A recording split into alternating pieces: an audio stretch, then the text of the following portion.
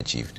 Yeah, I give it a 6, Trevor, because even by the words of the people who actually launched the report themselves, there are things that are still within the implementation framework.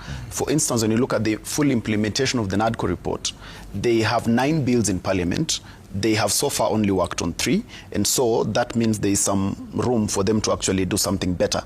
And when you also look at matters of corruption, yes, I agree that there has been the digitization of government systems that has actually made these even better. There is better collection of money from different government agencies. The pilferage has gone down, but now it is time that is also felt in the economy, so that the people also feel that now that we have been able to minimize or stop have some safeguard measures on corruption, there should be an impact on the economy. So the people should actually feel like now that we have more money, what is it actually doing for us? So those are the things that I feel like the process of implementation is it's still ongoing. There are some bills that are still in Parliament. There are things that are still being done. We have victims, like when you look at the policemen who are now facing IPOA.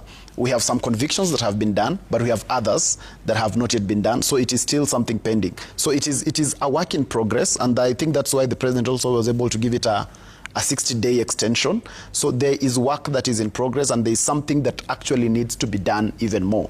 The reality of this, Trevor, is that the problem with some of us is that, you see, the governments do not exist for a romantic relationship. So it's not a question of love and hate.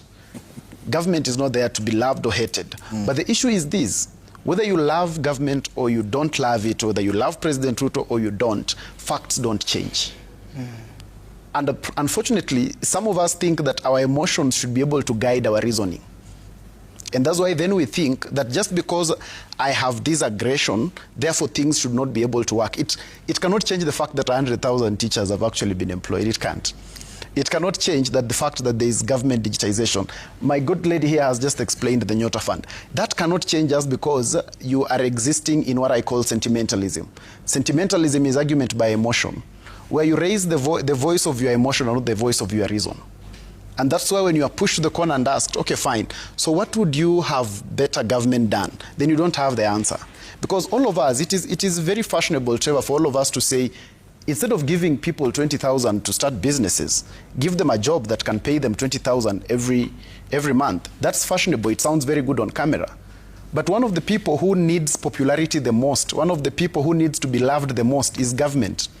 If that was so easy, all of them would have done it. In fact, all governments in Africa would have employed all the young people and paid all of them and gotten re-elected.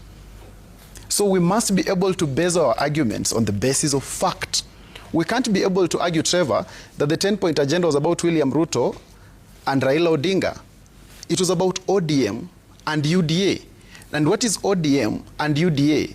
These are the two political parties that carry the highest number of people in Kenya by data and by fact, because we went to the ballot and voted.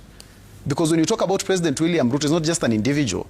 This is a person with over 7-point-something million votes. Talk about Raila Odinga. So the combination of these two people is actually the country. So we can't trivialize things into making them about this person and the other person. We have to get into the facts. And that's why I loved your question. You said, how do you rate the 10-point agenda and why? And most of us, when we cannot find the reason why, we look for sentiments. We start looking, we push emotions instead of pushing reason. There is no need to push emotion. This is purely a factual conversation that we can all have. We can just be able to say that Nadco report, has it been implemented or not? Have the 3 bills gone through?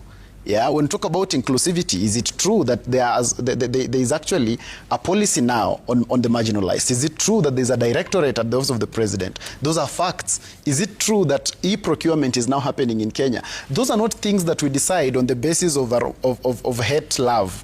It is just the fact. So I've always argued that it does not matter what your emotional appeal is, but let it not move you away from the facts.